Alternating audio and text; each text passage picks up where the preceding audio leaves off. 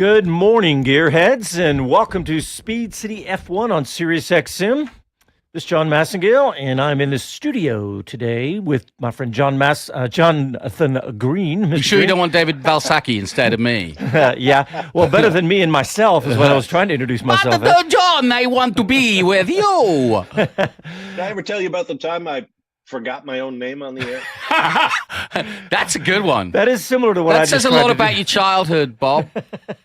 Yeah, probably so. Are you number 3? What am I running away from? Yeah. Hey, 2. Yeah, You'll get 3. I'm the fourth of 3 children. There you go. And that is Bob Varsha, in case you're wondering.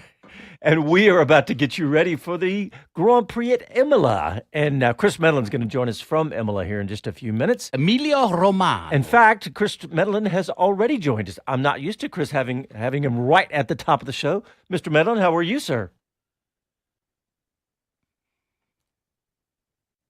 I think Casey's got him muted. There he is. How are you? How are you, Chris? I'm good. I was making jokes at my own expense there as well, and you guys all missed it. Oh, well, no, saying do go it's, back. I like didn't how waste your best stuff. always. I was just saying that you sounded surprised that I was on time for once in my life. But I've just actually come to the end of the paddock by where the media pen is here at Imola, so it's near the pit lane entry, because Sebastian Vettel is nearby in full Ayrton Senna tribute livery overalls and has just driven the MP4-8 on a demonstration run. So that's the last McLaren that Senna raced, and the one he actually won in Adelaide at the end of 1993. So a very emotional And the race of the century. he's just done. Yeah, and he did the race of the century hit the first lap of the century, certainly at Donington in the wet. Yeah.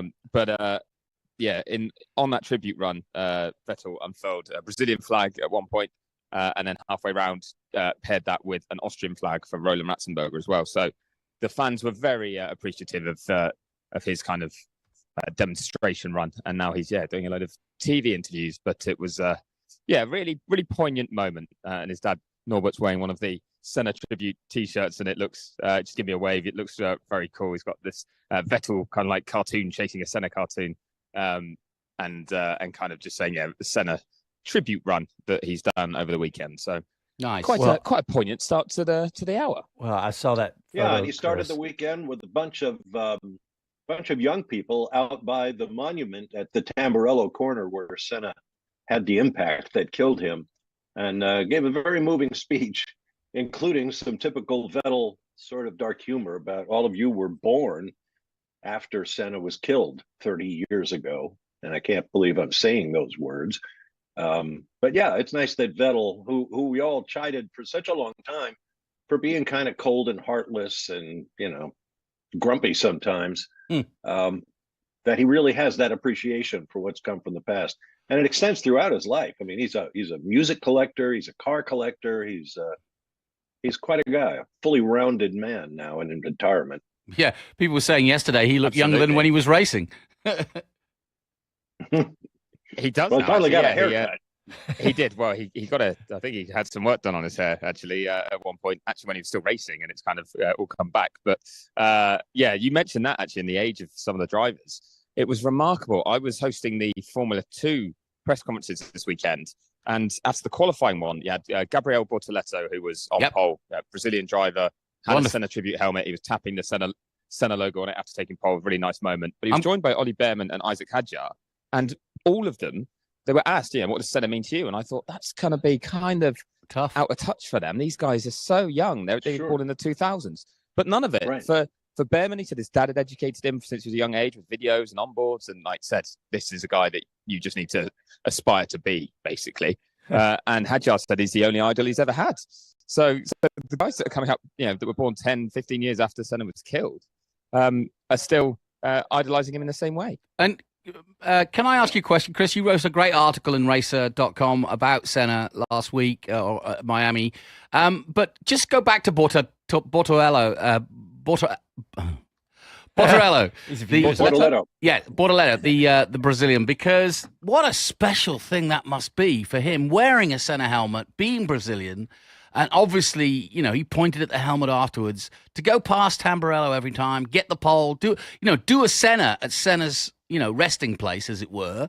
How was his reaction to you? Yeah, he was.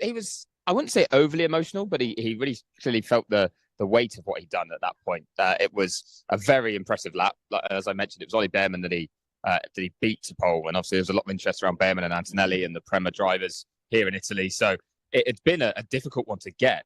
But also, don't forget, Bortoleto is part of the McLaren Driving Academy. Yeah. So Senna's association with McLaren is so big as well that it kind of all came together for that, and it was a pretty special moment for him. He was I wouldn't say he was overly emotional afterwards when I got to speak to him, but I think when he was kind of doing that cool down lap, that's when he really felt it and marked it by tapping his hand on top of his helmet just to kind of draw attention to the logo and the design. But he's very down to earth, very talented young driver who's not had the results yet that maybe he deserves. He finished second in today's race, half a second behind Hadjar, who won. So he was in the fight for the win, and both of them are kind of getting closer to the title fight now there in F2. But it was a poignant moment for him, and it was just kind of great to see that on a weekend where there's actually been a lot of celebration around Senna. It's not been recollections of the weekend anymore. It's not recollections of 1994. It's just how special was Ayrton Senna, and how big a loss was Roland Ratzenberger as well. But yes, it's been a more positive kind of vibe in that sense. It's been quite nice to see. I will admit I came here with a bit of trepidation that it was going to be a bit heavy, just reflecting on 94, and instead it's been more positive than that. Yeah, I think you're right. I feel that way. I went to Imola a few years ago, and I kind of went to the statue, took my pictures, and sort of, as you do, doff your cap and show your respect. Spent some quiet time, contemplative, as it were. Contemplative? Yep. And I'm not big for those. Let's rah. Let's remember. I'm just not a big one for that. But if it's done properly and well, as it would be with Vettel and the way I've seen from what I've seen, with a lot of reverence, it always amazes me. I always think it was just the era I came in because I came in when he was at the top of his game. He just joined Williams, and so 93 and 92 were my early years of being around Formula One, and just to be in your position, actually, in the pit reporter position back in those days, and watch him hold court. I never had a one-on-one with him, but I was there with my microphone a couple of times, and the Adam Coopers of this world, the guys, the Joe Sayers, all those guys just literally held him in such awe. And it beggars belief when I'm trying to think of another sportsman, and Gretzky's about the only one I think of in that kind of era. Jordan's different because he was on the court, and I wasn't ever around NBA, but he's up there with those types of fellows.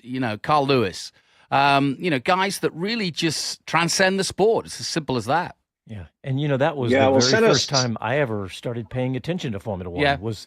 And unfortunately, it was the day he died. Yeah, as the first time I really, was a gearhead from birth, but I hadn't really paid attention to Formula One until that moment. Well, I was on the mic with Derek Daly when it happened, and since I started in '89, I had the chance to speak with Senna. And as Jonathan says, to listen to him, you never got anything but full measure from Senna if you asked him a question. He never brushed off anything. He didn't do this. He spoke very softly. He speaks softly, but also very honestly. You could tell he would make eye contact, and he knew he was speaking from the heart. Unlike all the heroes that we revere now in retirement, we didn't get a retirement with Senna. He was taken, in the full flower of his ability, with 3 world championships and a promising move to Williams, and he was taken away, and it's just great to see that he was remembered for what he was at the time he left us. And anybody out there who wonders who we're talking about, if you're a late newcomer, I hesitate to say Johnny come lately because that would eliminate 2/3 of my announce team here. But if you were if you're new to the sport, look up Ayrton Senna and read the fullness of his life and all the work he's done for impoverished and uneducated children in his native Brazil, and the work that his sister Viviane and the rest of the Senna family carry on, and that reverence that you hear from from every driver. Maybe not as much from the young guys who haven't looked him up, but you can be sure not only Bortoleto, but Tony Kanaan and Elio Castroneves and Emerson Fittipaldi, I'm sure, made sure that his kids and grandkids all knew who the great Senna was. So it's a nice way to spend an afternoon learning about one of the truly amazing athletic human beings and personalities of all sport, not just the sport we love. Yeah, and by the way, if you are listening to this and thinking, I'll give it a go. There's a great movie by Pandya that came out about his life. There's a documentary mini-series starting, in fact, in a week's time. I'm interested in watching that. And it has got an actor that is stunningly looks like him.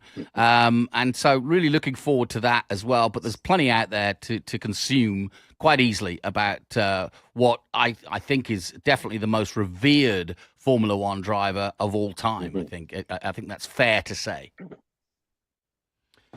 Well, very quickly on that miniseries as well. I'm not sure if it's coming out immediately or if that's going to be the trailer that's coming out, because I was actually at a dinner with Bianca Senna and Paola Senna, who are part of the Senna Institute as well. They are the AM Senna's nieces, and they were talking about how that was all put together and how emotional it was for them, because you're watching scenes that are real be played out by people that look like Ayrton and the family members, and it's just kind of rekindling memories and really reigniting them. And they said some of the podium scenes, because they were stood further away for the shooting, it looked like Ayrton on the podium and that sort of thing. They said it was so realistic, but they're really hopeful that it's going to introduce him to a whole new, younger audience, actually, to understand him. And I think that's something we've really seen, is that when I talked about the younger drivers being into Ayrton and seeing him as an idol, it's the fact that continues his legacy. That means that each new generation of driver still points to him, still talks about him. It's not kind of, the memory of him isn't dying out with the older drivers as such, or those that were in and around the sport at that time. It's continuing strongly. Yep. Quick shout out to two Americans, the Dams pairing of Crawford and Carrere, both in the points today, and Crawford now in the top 10 in Formula 2. So nice. His disruption of the last year, i.e. going from Red Bull to Aston Martin, proves that it wasn't the junior team he was with. It's down to him. He's rolling on, and great to see Carrere in the points, more importantly, because he's way down in the points. But just a shout out to those two. Yeah, that's good. I checked in with him with Team Crawford on that as well, and Jack had an ECU problem essentially in qualifying that really hampered him and meant he barely got a lap in, so he had to start at the back for both races and did really well to get himself into the points. Yep. And hey, I want to put you on Esterson duty as well. Let us learn through you more about Max Esterson, because we don't really know much about him, but he's in F3 and he's American. He is, yeah, and he came from sim racing. He wasn't a karter as a young kid or anything like that. He was a sim racer, and around COVID years, suddenly thought, I like this. He was the top 5 in the US, one of the best 5 sim racers on iRacing, and was like, I should try it, and was pretty good behind the wheel too. So he's kind of grown from there. There you go. That's cool. Yeah, he's from New York City. Nice. Not exactly a racing mecca. No. But where are all these New York City kids coming from? You have Esterson, you have isn't Miles Rowe from New York now? Originally from Georgia, but he's living in the city. All of a sudden, bumper to bumper rush hour traffic and dodging taxis in New York City is producing great racing drivers. Yeah, and I think the one in Freca, and I can't pronounce his name, but with the Nigerian name Ogu. Yeah. Oh yeah, right. He's from New York. He's as a well. McLaren guy. I yes, think. he is. He's Yeah, McLaren Junior. Yeah. Bob, you haven't heard? New York is the new Indianapolis. Yeah. Well, everybody knows Benny Parsons, NASCAR champion, Danny Sullivan, Indy 500 champion, drove taxis in New York City at one time. There you go. I drove one in Atlanta, so I might someday aspire to win a soapbox derby or something like that. That counts. All right. Well, now that everybody's had a chance to wake up a little bit, we're going to take a quick break and grab a second cup of coffee, because when we come back, we are going to get you ready for the Grand Prix at Imola. You're listening to Speed City F1. Back after these messages. All right, let's see if anybody's awake on YouTube. Good section, though. I mean, it's good stuff. Dig deep a bit. Absolutely, and especially on that topic, which we didn't get to cover yesterday. No, we did not. No, and it's good timing for it, I think, because you move into the That's race right. stuff as we get closer to the race, don't you? So I think it's a good way of and Chris, easing in. Great that you went to that dinner. I'm really interested. So when do you think? I read that it was going to be mid-May, late May, where it was going to drop the Senna mini-series. Paula told me it was late November, early December. Oh, okay. But that was just over. That was at the table. That didn't show me anything official or say. It was just kind of in passing. And I was talking about what great timing that was. That F1 will still be going on, but getting towards the end of the season. So there'll be an ability for it to be kind of promoted around Formula One races, but then people will be wanting their racing fix when the racing ends, and they're going to have this whole new series to watch. So good point. I thought the timing was great if that was what they were doing, but if you may well be right. And because someone else said they've seen the trailer already, which suggests that the trailer is out. So we'll have to wait and see which one it is. Let me say hi to the boys on YouTube. Got Kevin Kelly, TW, Joe of Oyster Bay says, ugh, it's early. Kevin Kelly says, it's too early for a beer, even for me. Wow. Ray is streaming from Wilkes County. Where's Wilkes County? China, Australia. This is early? Yeah, this isn't early, Bob. Tell him. Ray says, do you see Austin adding more sand traps? No. Yeah. TW says... the gravel was... big talking point, wasn't it, yesterday? Yeah. I didn't know they had a golf course out there. Our photographers, the guys at XBB, I noticed the number one downloaded photo was the gravel stuck to the tires. I was like, that's the number one photo? It. Yeah. What's the wind like today, Chris? All right, hold on. We're coming back, guys. Get a weather update. Yeah. Cool. I've just come to the grid.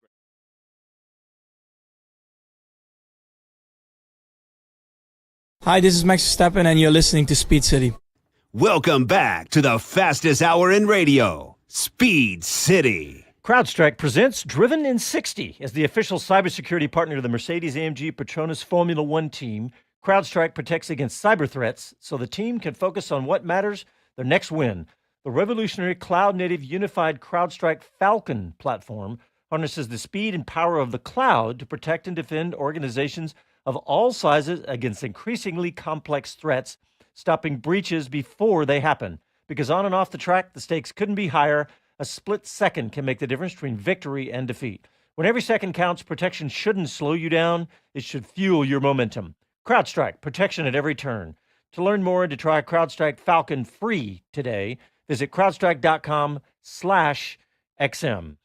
All right, Chris Medland, you are at Imola. What's the weather like out there? Oh, it's beautiful British weather. Sunshine, warm. Which not the British part, but yeah, it's gorgeous. A little bit cooler than we've had yesterday. Bit of a breeze that is a tailwind into turn one because I'm still on the grid looking back to the final corner and it's kind of in my face, but not particularly strong. And if I'll paint a picture for you guys, if you look back down the grid as if you want to see the cars come out the final corner, and there's this huge bank of mainly red fans just piled up on a hillside. And because Imola is, it's an undulating track, the kind of pit and paddock side is right by the river that we've mentioned before on yesterday's show about kind of encloses it, makes it very tight, which means this is the low part of the track. But the middle sector is sort of the high part, and in between you get the natural undulations of existing hills, and they've just put railway sleepers down to make kind of terracing, and it's completely packed with fans. Yeah, mainly red. There's a few orange, which I think are Verstappen fans rather than McLaren fans looking from afar. But we've got, with the sunshine out, blue sky behind that. We've got the Italian buildings, some houses that are on the outside of the track that overlook the final two corners at the Ravazzas. It's an absolute picture, I've got to say, guys. Really sorry this is radio because it looks awesome. Yeah, and to complete that picture, it is 2 p.m. and 75 degrees. Oh, it's perfect. It's absolutely perfect. And the chance of rain is gone. And what about the wind? Because it did affect quite a few people at Ravazzas during the weekend. Yeah, I'd say the wind's going to be not too tricky as it stands. I can't see rain being an issue. I was actually, as we came back from the break, just getting the weather wrap up, that kind of it hints of thunderstorm warnings, but for 8 o'clock tonight. So I think we're going to be fine. If anything, now there's something Lando Norris said in the press conference yesterday, that he was hoping to be a little bit cooler today because he thought Friday was cooler than Saturday, and Friday was when McLaren looked really good. Now, he's got his wish in that sense. There is more cloud around, but it's not rain-threatening cloud. And as I've just been talking, the sun's kind of disappeared. Still lovely temperature, but it's not overly hot. And yeah, that wind is quite a calm breeze, so I don't think it's going to destabilize cars too much.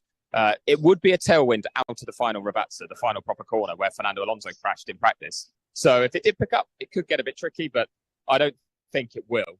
And what I'm doing as well as I give you this weather report is I'm walking through a gravel trap that's on the outside of the track, basically at the back rows of the grid, just to kind of get a feel for how damaging these things can be because they're so deep. It's really, you really have to work hard. It's like walking on a sandy beach, but obviously, little pebbles instead. And yeah, you can see why cars get properly stuck quickly in these. These are deep. These are designed to stow cars quickly because it's so high speed now. As I'm walking back towards the front of the grid, you've got the old chicane that used to be the final two corners on the track. Yeah. Back in the mid-2000s, late 2000s when we last raced here. You couldn't use that now because it would mean there was zero overtaking. There'd be no chance to pick up a slipstream and try and overtake anyone. But because of that, it means that this run to the start, finish straight, and then up to Tamburello is so high speed that if anyone did have an incident and go off, you need to slow them quickly. So yeah, big heavy gravel trap on the outside of the track here. And we were talking about it on yesterday's show, but for anyone who wasn't listening, that's what makes this circuit so special. The track limits are gravel and grass. They're natural kind of deterrents. And the drivers know it, and they're like, we don't have to worry about a white line. We just have to commit, and we know if we get it wrong, we're going to feel it, or we're going to end up off the track. So they love it. Max Verstappen was saying that this is a fantastic circuit, that it excites him, and that many of the circuits on the calendar don't, and that we need more tracks like these. So this is going to be a race that I think, even if it's processional, it might be hard to overtake, but I still think the drivers are going to really love being out here and driving on this circuit. Yeah, I think so too. Have you spoken with Pirelli, Chris, about whether the cooler temperatures might affect tire life? Because as I saw their information, neither of the McLarens and neither of the Astons have fresh sets of hard tires, which are supposedly important here. Yeah, I think we're looking at a more likely one-stop strategy today, a medium hard or hard medium, or you could go hard soft if you really wanted to go that way. In terms of new sets, you are correct, actually, that McLaren don't. Lando Norris has 2 used sets. Oscar Piastri has 1 used set. But I don't think they're overly concerned by that. They didn't do lots of long running. I believe the fact that they used both of their hard tyre sets was because, A, they were fairly confident in their tyre wear, but B, they were just they used them on like one set on the long run, but one set on the shorter run. So the used hard tyres they have available, I don't think they're concerned about. It's going to be mainly done on that medium, of which everyone starting essentially in the top 10 have a new set of mediums. In fact, the only cars that don't have a new set are the Aston Martins, who tend to just run them for a lap or two. They scrub them in and use them for pit stop practice. So as much as it says they're used, they're not really used. Gotcha. Hey guys, who's excited the fact that we could have a really strong race today with McLaren looking the way they are, Max struggling? I know he pulled it out in qualifying. This isn't the time to bring up my stat then. Well, what's your stat? Well, this is courtesy of Alice Powell from BBC Radio 5 Live. 6 overtakes since 1920. So since 2020. All right, well, we're going to blow that out of the water today. We're going to have 2. 6 safety cars in Formula 2 yesterday. So, well, yeah. Sorry, in Formula 3 yesterday. Yeah. 6? Oh, my God. That's got to be a record or something. Well, there was one where there was only a lap and it caught the leader out, and then it finished under virtual. But, yeah, there was a lot going on. Some lessons are harder learned than others. Hey, on the track, you kids. We talk about all these corner names, Jonathan. Yeah. And that they are, for if you're new to F1, there's some of these that are kind of tricky names. And why do we name them like this? Good point. Well, I mean, I've been bike racing here, so I do know that chicane as well at the end, and they still use it in World Superbikes. But yeah, Tamburello has become, which is the first corner, and it used to be an almighty, flat-out, very, very bumpy turn to the left after the start-finish. And it was one of the ones where you get your foot in or you didn't get your foot in, and Ayrton knew all that, and that's part of the sort of legacy stroke reasons. And if you want to get into the book that was written about that day, it talks about Tamburello because that's where he went off. But that now is a chicane. But interestingly enough, while watching the F2, there is a way through there on the outside. Same too for Villeneuve, which is the second chicane on the track, before you start to go into or uphill to Piratella. And then one of the favorite corners I have on this track, because what's great about it is it's so fast that even the slower parts, Acqua Minerale, which is the name of the river, that it runs right along the side of the track. And mineral water, as you can imagine. It's mineral water, yeah. Yeah. Santerno is the name of the river. Santano, yeah, exactly. And then it climbs back uphill to that tricky 14 and 15, right at the top of the hill then. And then it drops down to where, sadly, we lost Roland, which is Ravazza 1, Ravazza 2, because it literally is a sort of elongated hairpin, but it's a lot more tricky than that. That's where Alonso went off at 18. And then getting decent drive, doesn't matter whether you're on a bike or a car, out of Ravazza 2 to get to the main straight and down to the down the straight again. And that is the only DRS zone from 19 to Tamburello at 20. So, yeah, these are names that, it's a bit like Silverstone. You remember. And this is a track that was built in 1952. It didn't get Formula One racing. Yeah. Enzo A. Dino Ferrari is how it was named in the 80s, after, of course, Ferrari's kids. But the point is, it's right by Maranello. So it's a place that, is steeped in both Ducati, Bologna, and Ferrari history. So the Italians really hold it in huge reverence. I really love corner names at places like, all the old tracks, Silverstone, Spa, here, Monza, certainly Monaco. We ought to have a competition, a fan vote to name the corners at COTA. I couldn't agree. Do you know, I was just about to go there. I find it lazy when people don't give names. I mean, we've got Big Red. Yeah. It's starting to form up. We've got, that we've called it Hayden Hill. We've called it McConaughey Complex. There's a few corners, but I can't stand it when people say Turd 7. What the heck? Turd 7 is what? That's about as generic as you give it can get. Some personality so we'll remember it better, too. Yeah, exactly. Ones. And 19 is one that comes to mind. I don't have a name for it, but it's one where everybody's gone wide since the first time anything went around that corner. So, yeah. Yeah. No, good point. Yeah. Hey, Mr. Medland, you had a comment on the chat about Mr. Ratzenberger? Oh, yeah, it was just admittedly I was geeking out slightly, but yeah, Roland was killed at Villeneuve corner, which is, I'm sorry. Yeah, I apologize. Chicane. Yeah, right. Other end of the track. Yeah. So it's as Johnny was saying, you got the. It was Brabham that went off in the Simtech at Ravazza, a bad crash. Ah, there you go. Yeah, and then Ravazza 2, I think, and this is me thinking rather than being certain, was where Barrichello had a huge crash that same weekend. That's right. Swallowed his tongue and was unconscious. So yeah, he was in a really bad way as well in the Jordan back then. So this was a track that, I mean, all of that tells you that it was a risk-reward track. Now, fortunately, the safety aspect of Formula One is so much greater now, but the risk is still high in terms of if you go off, you can have a big accident, or certainly you go off and you get punished in gravel or on grass, or hitting a wall on the outside of certain corners. So it's why the drivers actually love it. It's because this rewards them so well when they get it right, because they know if they get it wrong, it can be very costly. So, it is a special place. And I think actually it's done a really good job of refining an identity that is safer, that is allowing F1 to race here safely now, and not lost that essence of what made it great when it first came on the calendar years ago. Quick opinion. Yeah, but we all tend... Go ahead, Jonathan. Just a real comment. Too much F3, F2, and F1, and Super Cup? Yeah. No, I don't think so. I think fans want racing, don't they? I was in here in time for F2 today. F3 was a bit too early even for me to make it in from Bologna in time for the start of that race with the traffic. That's always the downside. I know woe is me story, but traffic around an old school circuit like this, the tiny Italian town, is not easy, but. That's half the fun of the day is getting in, fighting to get in.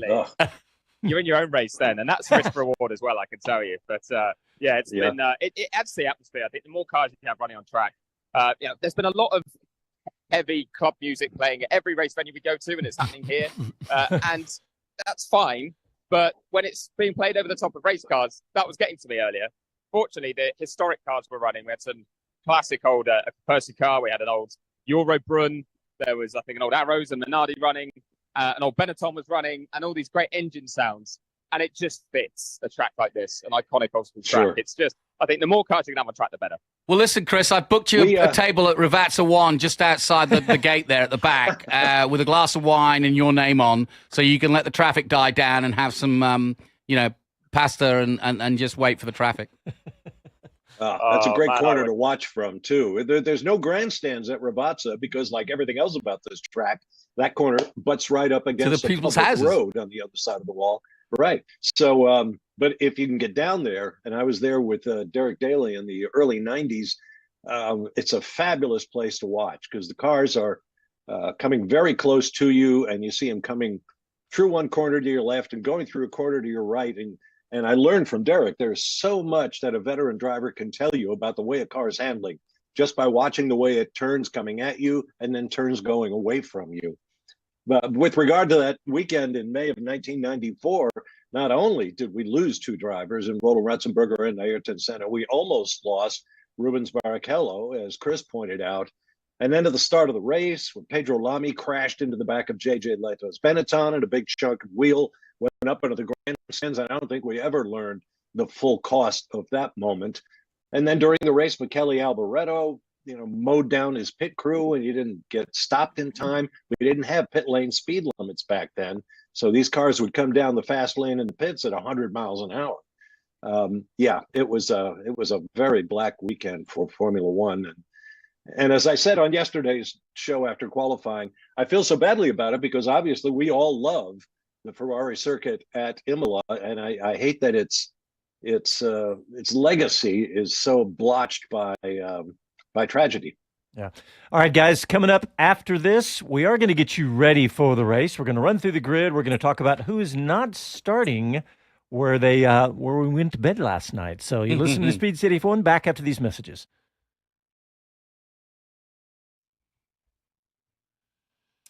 All right, let's see who's out there on YouTube. David Lawrence has joined us. Morning, David.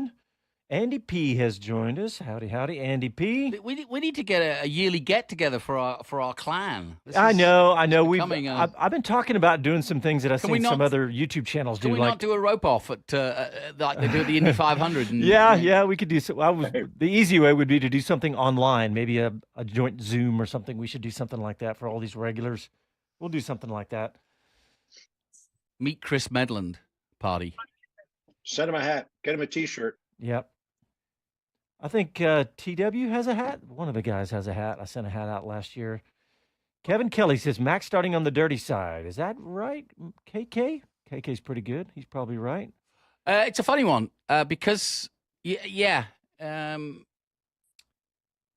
So wait a minute. Well, we'll find out from Chris, but is that the right-hand side or the left-hand side? Because it's effectively a left-hander. Chris. Yeah. This is a track with a lot of evolution, but it also gets a considerable amount of use. So I don't know how dirty the dirty side is going to be, but it's still a point worth making. Especially on a weekend like this, yeah. Yeah. They've had so many cars across the start-finish. There's a good Twitter account I found that shows all of the FIA documents. It's called the FIA F1 Documents Bot. And they just immediately tweet out all of the updates from the FIA, which is good. Instead of FIA Documents Bot. Yep. Bot. Yeah, it's good to go in before the race, too, because you get to read the race director's little packet of instructions, about little nuances about a specific track. I know we should be getting those over email, and I'm sure Chris does. But is it on I get Twitter? Emails, yeah. Twitter, yeah? Yeah. Okay. FIA Docs Bot. Yeah, I got it. Documents Bot. Mm-hmm. All right, coming back. You get it at FIA.com.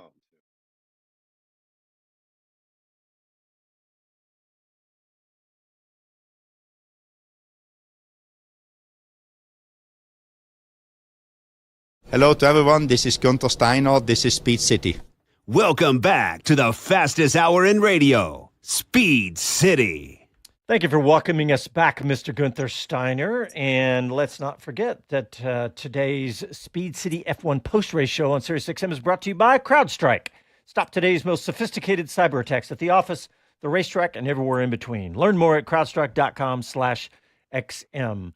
Mr. Gunther Steiner is playing dueling lawsuits with Gene Haas. I do find that very amusing. Yeah, they're back and It's forth. like, I want my compensation. And he's like, yeah, you use my car. Basically, you just rolled it all down. Gunther sued first, saying, I want my commissions for bringing all the money in when I was there. And fair enough. And then Gene said, hey, I want my money for all the references you made to Haas F1 in your book. Yeah, I'm not a lawyer, and we've got one that's a quasi one, and I don't mean that rudely. But I think my money's on Gunther's. That one sounds a little more solid, doesn't it? There's figures to be looked at. I mean, it's kind of intellectual. Yes, he used the car, but he was the team manager. It's not like his life for the last 10 years has been one thing, and that's Haas. Bob, as doctor of jurisprudence, yes, go for it. Do you have Your Honor? Pronunciation? Yeah, my lord. I defer to Mr. Varsha in this case. Yeah, I agree that it sounds like Gunther is on very solid ground asking for the compensation he says he is, if the contract stipulates what he says it does. Yeah. And the same goes for for Haas's argument. You're using the name of my team. Well, unless there's something in your contract that says he can't, he has every right to describe his own past history by name. So, and to a certain extent, he could pay for the rights for those photographs he used in the book, but that's pittance. Yeah. Well, that's different. Yeah, the photographs, video, that kind of thing are different than mentioning names. Yeah. As long as you're not defaming somebody, No, but he was saying that the image was being used, the image of Haas. It just feels like, schoolboy, fights on the playground. It's now in the courtroom. It's meant to nullify, isn't it? Yeah, exactly. Yeah. He's trying to take a position, Gene Haas is, to sort of force negotiation. Yeah. Or make it go away. I got an argument. Yeah, we don't want to make lawyers rich. We want to settle this and get it out of the way. Yeah, which I think is what will happen. Well, speaking of names and Haas, I actually was saying, I think on yesterday's show, about how I'd heard that the name Yuki Tsunoda has been potentially linked with a seat there. We're talking about Kevin Magnussen and his future. And I did a little bit of digging actually here on the grid while we're on a break, and was told he is on the list, but maybe is pushing himself a bit higher up it than in reality he is. So that maybe some French and English names are above that. Now, we knew Ollie Behrman as an English name was above that. But yeah, it does sound like the two French drivers in Pierre Gasly and Esteban Ocon, who are going to be sitting and waiting and watching. I don't think they'll commit to Alpine anytime soon with the way that's gone. Could well be above Tsunoda on that wish list at Haas. So as much as they've got that off-track legal stuff going on, they've got a lot of exciting options on track because they've been so competitive. I'm actually stood by Nico Hülkenberg's car right now, one spot ahead of Sergio Perez here. So yeah, there's a lot of drivers, experienced drivers, that are looking at that team and ignoring all the battles going on between Gene and Gunther and going, I might want to drive that car next year. Interesting.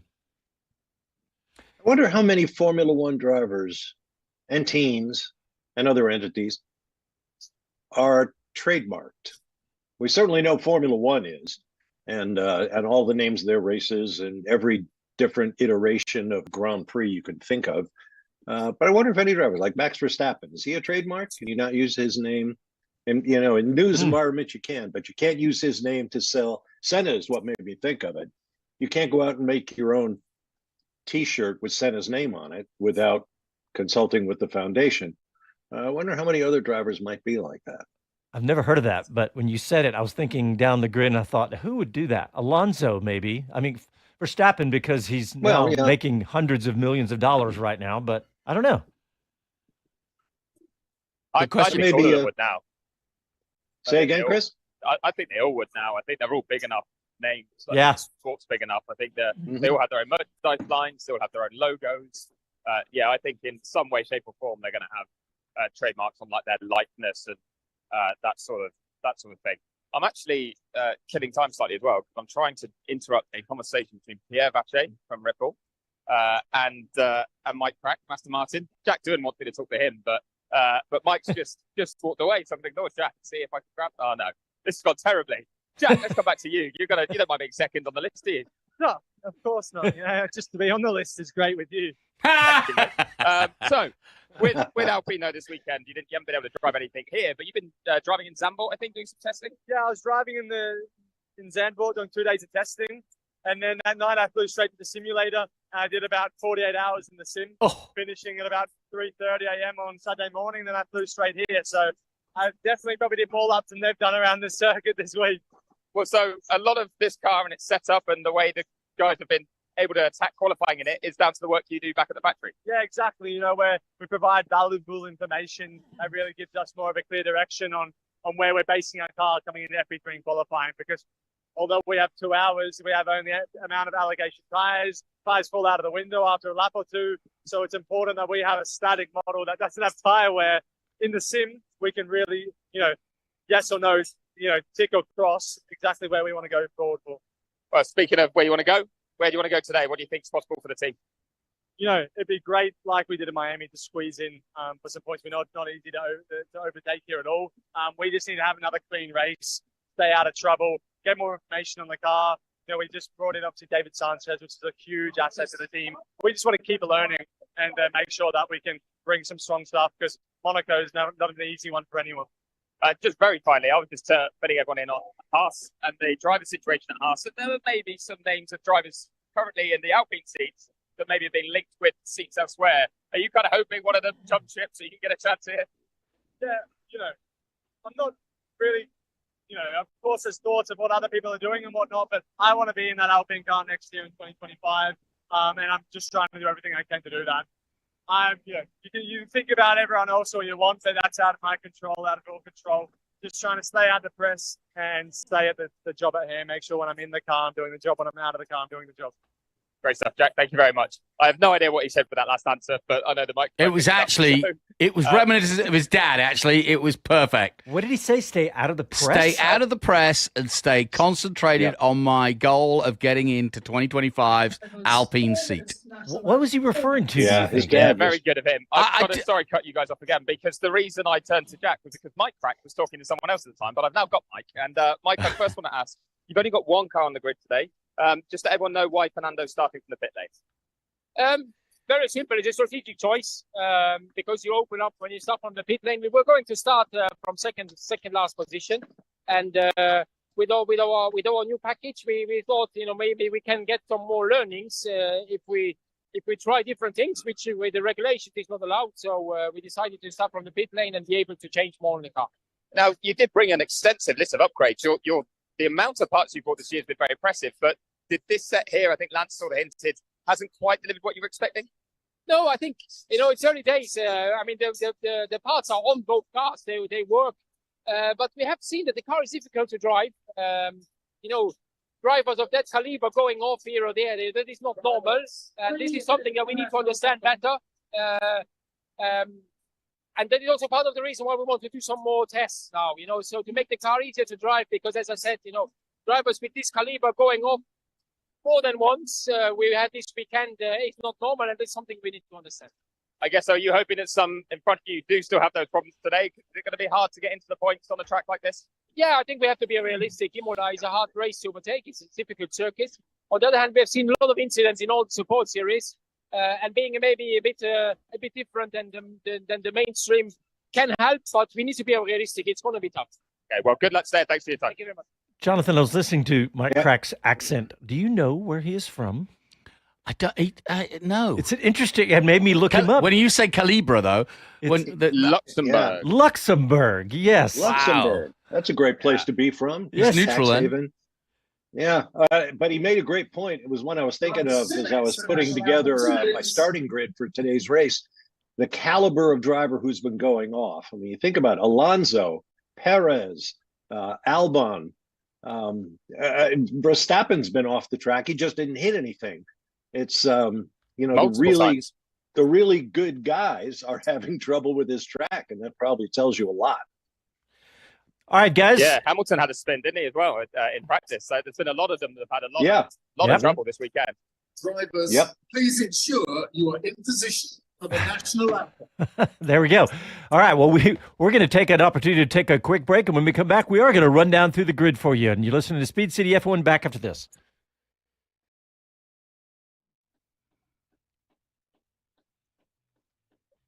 All right, we're still live on YouTube. Man, I cannot shake my voice this morning.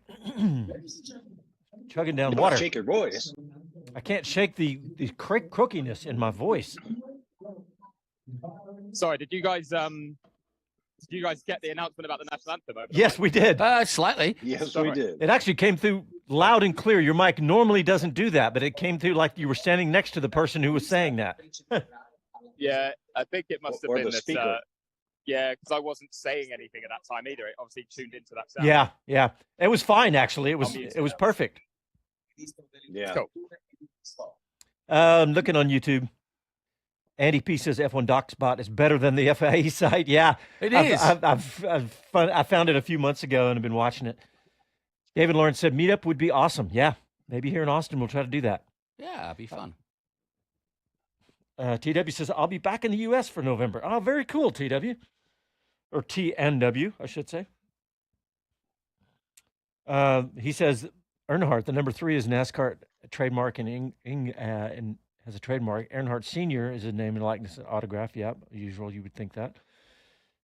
Earnhardt was early on in that kind of stuff. Yeah, good point. Sure.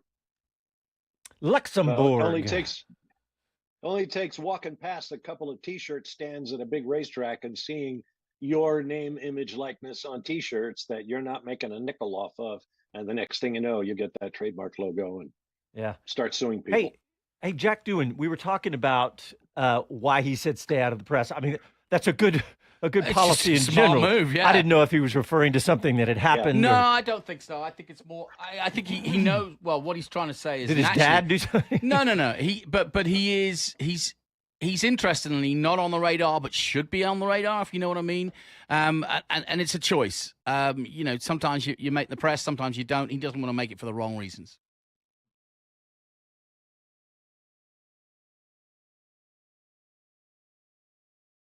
Hello, I'm Jenny Gow from BBC F1. You are listening to Speed City.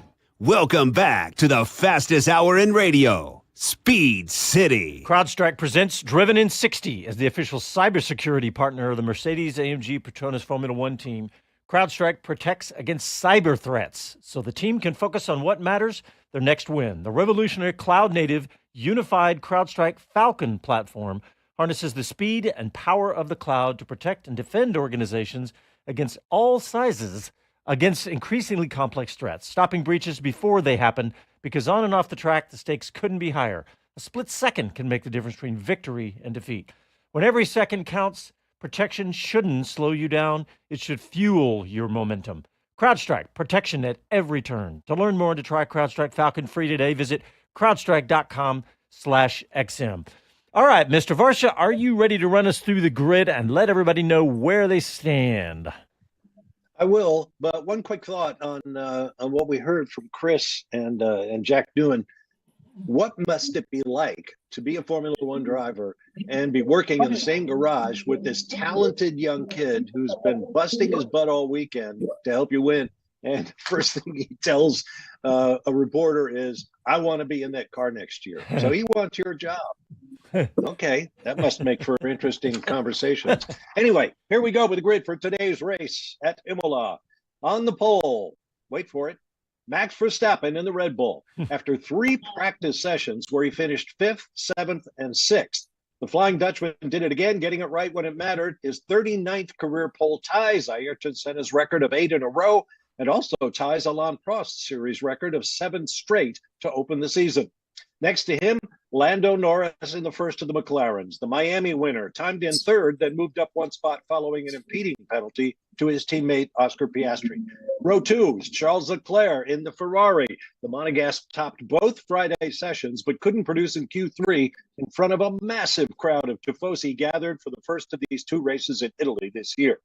Next to him, his teammate, P4, is Carlos Sainz in the other Ferrari, an all-red second row. And after the session, the Spaniard said the Scuderia's big update package this weekend did just what the team expected, rather than measuring up to fan expectations that he called unrealistic. Row 3, P5, Oscar Piastri in the second McLaren, just 74 thousandths of a second off a pole before he was penalized for impeding Kevin Magnussen. But make no mistake, the papaya cars are a threat again this weekend. P6, George Russell in the first of the Mercedes, another team with an updated race car this weekend, but the Mercs probably didn't measure up to their own expectations in qualifying. To row 4, P7, Yuki Tsunoda in the RB, another surprising result from the second youngest driver on the grid in a team that started life as Minardi. If you know, you know. P8, it's Lewis Hamilton in the second Mercedes, the seven-time world champ with 104 career poles, has now been out-qualified by teammate Russell 7 times in the last 8 races. Anybody else think maybe Lewis isn't the apple of his team's eye now that he's signed for Ferrari next year? Somebody? Yeah, national anthem. We all get it. Row 5, P9, Daniel Ricciardo in the RB. When was the last time we had 2 RBs in the top 10 on the grid and only 1 Red Bull? Seriously, when? I'm not looking it up. P10, Nico Hülkenberg in the Haas. The German's nickname has gone from Super Sub to Mr. Saturday for his heroics in qualifying, dragging the Haas into Q3 for the 5th time in the last 8 races. Row 6, P11, Sergio Perez in the Red Bull. The Mexican failed to advance out of Q2 when he lost a chunk of time in the first sector of this 3-mile circuit and just ran out of track before he could make it up, according to his team principal. P12 is Esteban Ocon in the Alpine. Remember the Alpines that filled the last row on the grid on the opener in Bahrain? Neither can we, because they are better with every race. Row 7, P13, Lance Stroll in the Aston Martin. Not a great weekend for Team Green. Their updates dropped the Canadian 2 places below his season qualifying average of 11th, and teammate Fernando Alonso, a former winner on this track, starts from the pit lane. If I didn't interrupt you, I've got Zach Brown, who's got some guests with him, and he's just congratulated, or good luck to Lando Norris. What can Lando do from row 2, from the second position, Zach? I think he can win. I think Oscar can win from pit 2. He's just got a little bit more work ahead of him. But I think there's 5-6 cars that can win this race today, which is quite exciting. How nice is it to always now be one of those cars? It's nice, but we got to keep pushing hard to make sure it happens. How much did that penalty hurt, though, yesterday for Oscar? Not ideal, but I think he can make it up. A fair penalty? Yeah, it was. Okay, well, good luck today. Thank you. And what's going on with your team at Indianapolis, Zach? Anyway, well, I was amazed he was here. I thought he'd still be in Indy, to be honest, because of, they've had the win in Miami and they, fighting for the pole, but apparently not. I think it's the pasta al carbonara in downtown Imola. That's the difference. Anyway, we left off at P14. Alex Albon of the Williams. The team leader signed a new multi-year contract to remain with the team a few days ago, then crashed on Friday. But so did Leclerc and Alonso, so make of that what you will. Row 8, P15, Pierre Gasly in the second Alpine. Unofficially, the driver with the worst luck when it comes to traffic. The Frenchman seems to have the car for the job, but barely avoided relegation in Q1. P16, Valtteri Bottas in the Sauber. The 2020 pole sitter at this race for Mercedes learned once again that hair color isn't the kind of change that brings results on the track. Row 9, P17, Zhou Guanyu of Sauber, both teammates well aware that Nico Hülkenberg has dibs on one team seat next year. The Chinese driver appears to be more likely to be given his walking papers. P18, Kevin Magnussen in second Haas. Speaking of which, Ferrari protege Oliver Behrman, the surprise of the Saudi round, drove K-Mag's car at Friday practice. There may be an all change coming up at the American-owned team. Row 10. P19 is Logan Sargent in the Williams. Could it get any worse for the young American in his second season? His push laps in Q1 were deleted for track limits violations. His team boss says time is running out for him to perform. And yesterday I mentioned we haven't seen the 107% rule in a long time. Well, we had it yesterday since poor Sargent didn't get a hot lap in, but officials have said go ahead and race. And starting from the pit lane, the last car in the field, Fernando Alonso in the Aston. A shunt Saturday morning gave the Spaniards crew a huge task to get the car ready for qualifying, but it wasn't the car the former Imola winner Alonso needed. So they fixed the suspension, hopefully, and he'll start from the pits. All right, brilliant job, Mr. Varsha. Thank you, done. sir. And yeah, Chris, it sounded like Zach Brown was giving you the shortest possible answer. He was ready to get to work because we are only about 6 minutes away from the race. Let's get down to business a little bit. Jonathan, let's talk about this race. Look, we know it's not the place for tons of passing, but Max Verstappen has got competition, especially at the start of the race. One of our listeners just was talking about maybe Max starting on the dirty side. Can he win this race? He certainly can. And I think a lot has to do with, and I listened very carefully to what Lando said yesterday. And he said, he put it in perfect words. He said, it's all about getting off the line. It's all about Tamburello, the first corner. And it's also the early laps. Because if you don't do it then, and you play into Max's hands. My question, and it's really for Chris, is on the long runs, we know that Red Bull have struggled. I think I said yesterday, Perez's position is more indicative of where the team are. Yes, he can pull it out in one lap, but with a full fuel load at the start of this race, how good and how fast is the Red Bull versus the McLaren? And I would beg to say that today, McLaren could well be better set for the race. I don't know because I don't know the long runs. But it seems, anyway, from what we saw in qualifying, that McLaren, especially with both cars as up at the front as they were, have got a bit of an edge on Red Bull this weekend. What do you think, Chris? Yeah, absolutely. Yeah, you're spot on. Your mic. Based on the long runs we've seen, and Red Bull didn't really get to actually put any long runs together in FP3 with the upgraded car. The McLaren was quicker. Verstappen thinks his car will handle better because it handled better in qualifying, but he's still not too sure compared to McLaren. But one interesting aspect of this that I've been speaking to a few people about today is when it comes to turn one, Max will defend the inside line. If whoever is alongside him has to get a better start and be clearly ahead, because Max has always sent it to turn one on the inside. If there's one driver, I think he's going to leave that tiny bit more room for. Norris. It's going to be Lando Norris. Like, the respect between the two of them, I think you'll see them both. Like, Lando's backed out a number of times against Max when he knows he doesn't have the car to win races. Almost that respect in the sense of, well, it's not my fight. I don't need this right now. Today, he's got the car to win. He will go for it. Max also knows that he needs to stay ahead to win, but I don't think he will be quite as aggressive. And we're only talking tiny percentages, but against Lando, as he would be, say, if that was Lewis on the outside or Carlos on the outside. So I think if Norris can get himself off the line better, that we can see a real fight there into the first corner, and we might actually see Lando able to take the lead there, and that is going to be the key to it, because if he can get in front, I think whoever's leading at that point is going to win this race. Is the pole on the right or the left? Well, let's not forget. Pole's on the left, so Lando does have the racing line starting point, which is on the right-hand side, on the inside of the track. So, yeah, slightly more cleaner line, but then he's on the outside for turn one. Yeah. So he's going to need to either get a clearly better start to be ahead by one, or to need to dip in behind Max and get a slipstream and then try again. But it's a long enough run to do that you can actually slot in behind and get the slipstream and then pull out again to make a move. And don't forget that long, maybe the longest pit lane of the year.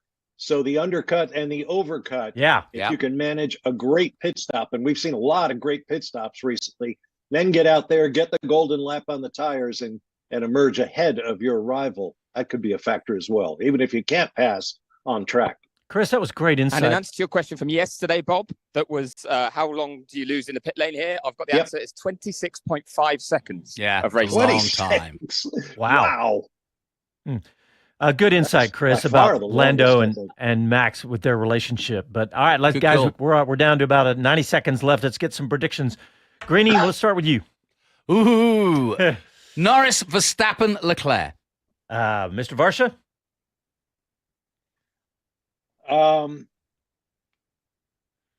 Norris, Verstappen, Piastri. All right. Chris Medland? God, we're all going down the same route here. I didn't think anyone was going to do this. I was going to say Norris, Verstappen. Do I just say something different? I'm feeling Lawrence Verstappen, Leclerc too, you know? There you go. All right. Well, I'm going to go ahead and share the money with you. I'll take the obvious one. I'll take Verstappen, Norris, but I'll go Piastri for the third spot on the podium. So you're going Verstappen? Yeah. How rare is it, though, that 3 out of 4 of us are saying not Max Verstappen? Yeah. When and it's got nothing to do with Miami, to be honest. I think, yes, there's a tide of confidence with the team, but I just think on paper that Norris has looked better. Yeah. And if Piastri was third, I might be going for Piastri. We hadn't even talked about it, but the toe that Verstappen got yesterday from his buddy Hulkenberg. I know, where's that come from? And then that absolutely made a difference. All right, guys, thanks for tuning in, and don't forget, stay right here for the race, but come back after the race for our 1 hour post-race show. Thanks for tuning in to Speed City F1. Back after the race.